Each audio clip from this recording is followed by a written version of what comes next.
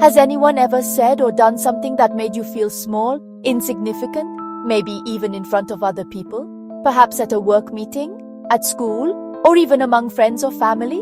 And did you then ask yourself, why didn't I react? Why did I let it happen without defending myself or saying something?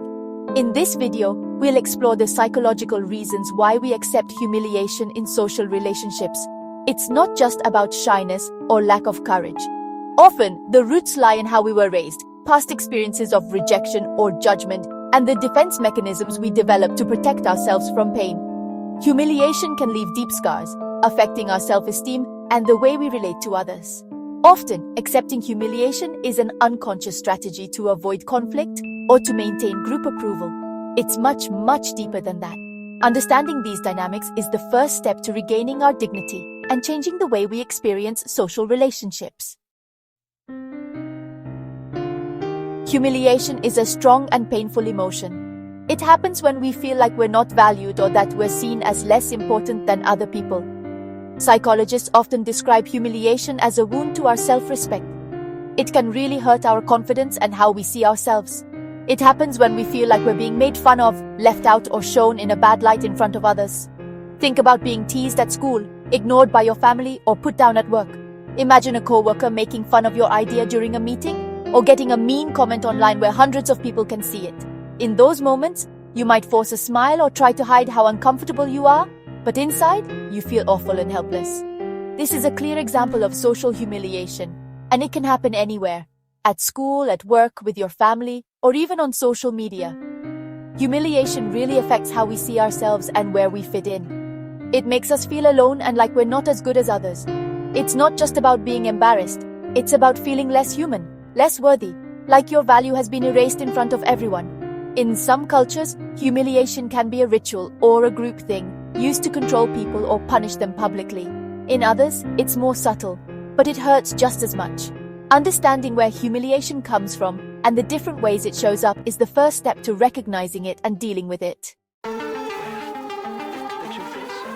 The psychological roots of humiliation dig down into three key areas: self-esteem, the need to belong, and personal experiences. Psychologist Kristin Neff says self-esteem is how we see ourselves, and when it's shaky, we're more open to criticism and humiliation. Someone with low self-esteem tends to take criticism personally, thinking, if they're treating me this way, maybe I deserve it. Studies show that people with low self-esteem trigger the same brain areas linked to physical pain when they experience social humiliation.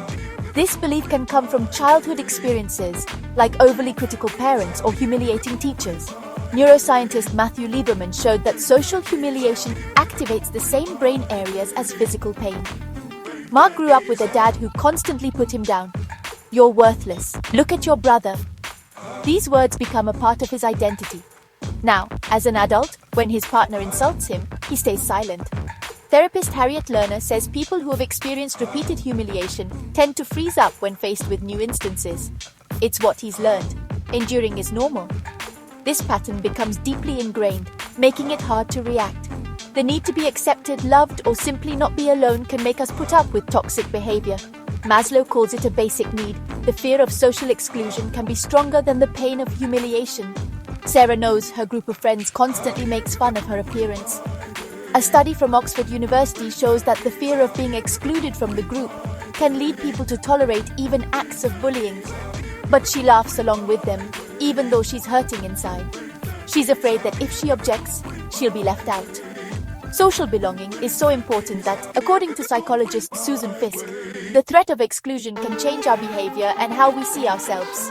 And for her, being alone is scarier than being mocked. This fear is rooted in our evolution. For our ancestors, exclusion from the group could mean death. Repeated experiences of humiliation over time can normalize this type of relationship. Psychologists call this social learning. What we experience as children becomes our norm. The mind creates a kind of habit.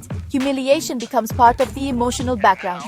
According to Dr. Gabor Mate, the repetition of these experiences can lead to a kind of emotional numbness.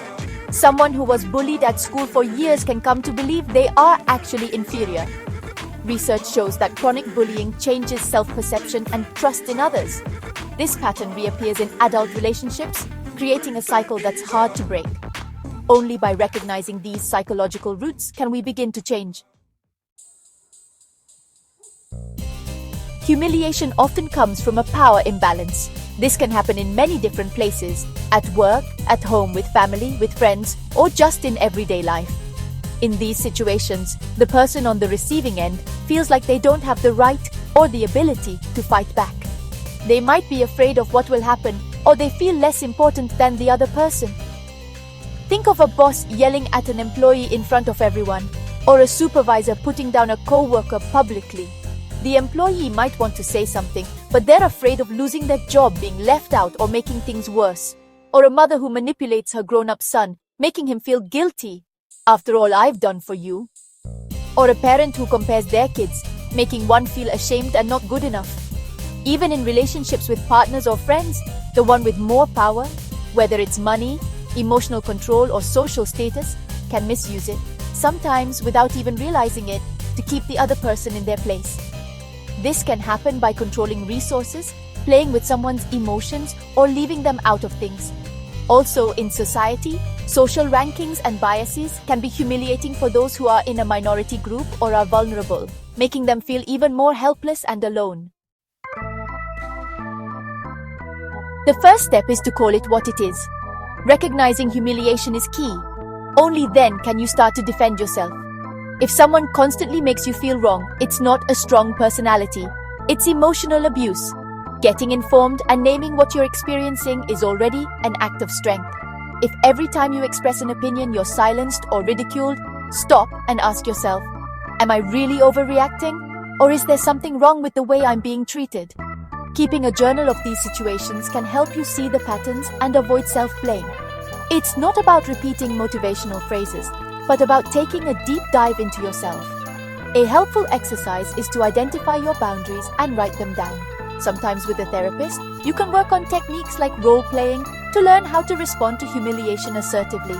Sometimes it starts with small choices, saying no, taking up space, taking care of yourself. Practicing saying no in front of the mirror might seem silly, but it strengthens your inner confidence. Alessia started writing down 3 things she did well every night. At first, it seemed pointless. Then she added a list of qualities that her friends recognized in her. After months, she really started to believe she deserved respect. She also tried exposing herself to small social challenges, like public speaking, to boost her self-confidence. Talking to someone who listens without judgment can be life-saving. Support groups offer a safe space where you can feel understood and not alone. A friend, a therapist, a support group. Even just writing a message can be the first step to break free from isolation. Luca, after years in a toxic marriage, found the courage to confide in a colleague. He also started sharing his story in an online group, discovering he wasn't alone. That first step changed everything. Every small act of self-affirmation, every request for help, every boundary set is a victory against the cycle of humiliation. You are not alone. The way out exists, and it's made up of many small, concrete steps.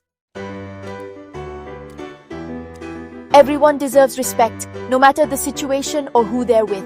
Social humiliation can really hurt, but remember that your self-worth is important, and no relationship should ever make you question it.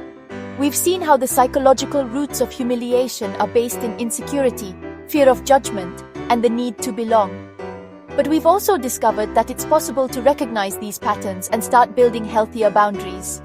If you've seen yourself in these situations, know that you're not alone. Many people face these same challenges, and asking for help is a sign of strength, not weakness. Getting out of these situations is possible. Start by listening to your needs, talking openly with those close to you, and, if needed, reaching out to a professional. Take some time to think about what makes you feel good. Set small personal growth goals, and celebrate every step forward, even the smallest ones. Share this video with anyone you think might need it. Together, we can create a more aware and supportive community. Tell us your experience in the comments. Your story can inspire and support others. If this video was helpful, give it a like, subscribe to the channel, and turn on notifications. Remember, your voice matters, and together we can grow stronger. Take care.